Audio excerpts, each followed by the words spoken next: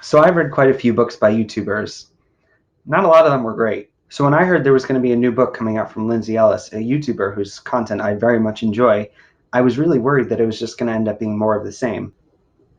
But I'm happy to say that's not the case. Hey everyone, welcome back to my channel. I am Adam Samuel, and today I'm here with another book review. I am reviewing Axiom's End by Lindsay Ellis. Just put you right there. For those of you who don't know, Lindsay is a video essayist here on YouTube. She's known for her commentary on movies, TV shows, and the like. I first discovered her from a certain YouTube channel, which shall remain nameless, but I will say her content is smart, it's insightful, and it's also pretty damn funny. I especially enjoyed her two-part video destroying Game of Thrones Season 8, which I will link below. She's great. Go check her out. It's good stuff. Now, when it comes to her book, like I said earlier, I was a little nervous because of how some other books from other YouTubers have turned out. And I was especially nervous because of the genre, which is sci-fi. As a disclaimer, I've read a lot of books, but sci-fi is just not my personal genre of choice. But even for someone like me who isn't all that into sci-fi, this book gripped me pretty quickly, and it held my interest the rest of the way through.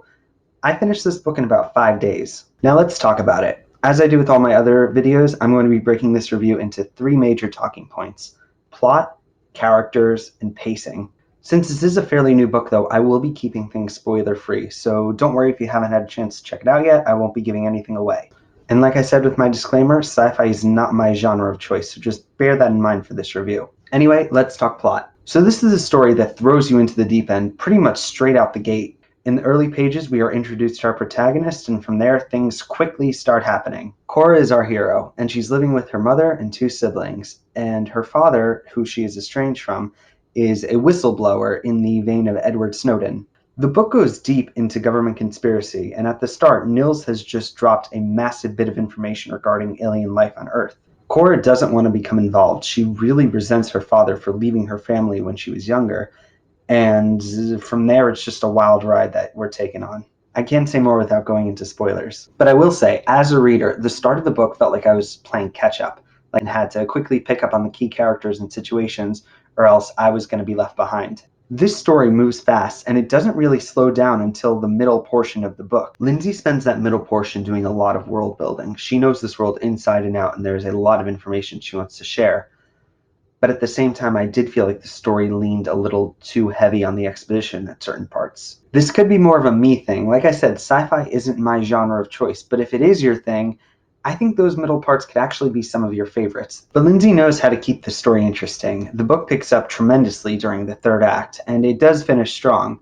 There's a lot of action, lots of intrigue, and some pretty big reveals. To round out this section of the review, I will say overall it had some strong moments. It was an enjoyable ride. It did surprise me though that Lindsay ended up writing this sort of book. Sci-fi wouldn't have been the sort I would have expected, but she pulled it off really well. For characters, Cora is really the key character here. Lindsay did a really great job fleshing her out. Cora is tough, she's strong-willed, and she has a good arc over the course of the story. Overall, the characters were done well. I rooted for the good guys and disliked the bad guys. Without giving anything away, I think that Lindsay did right by the characters. She gave them enough personality and life to make them complex and interesting. The pacing I'm a little bit more mixed on. Like I said, the beginning was a little bit rough to be kind of thrown into things so quickly, and the middle did feel a little muddled, but the 3rd act was very strong. Those things do bring the book down a level, but I think it's also something that Lindsay can easily improve moving forward in the next few books. I think this is going to be 1 of 5. Overall, this is clearly a Lindsay Ellis book. It has her wit, it has her voice, and I think if you are a fan of her content like I am, I think you will very much enjoy it. For me, it's easily in the upper echelon of books by YouTubers, at least of the ones that I've read. One other important thing I want to mention is that throughout the book there are links shared, and I just want to say, if you enjoy Lindsay Ellis's humor, I would recommend you go and put them in your search engine. That all said, I'm going to be giving this book 4 out of 5 stars. It was fun, had some pacing issues, but overall was an enjoyable read. And those are my thoughts. Thank you so much for checking out this review. If you haven't already, subscribe below, consider maybe giving me a thumbs up, and let me know in the comments if you plan on checking out this book or if you're familiar with Lindsay Ellis's work. I'll be back next week with another video. Until then, bye.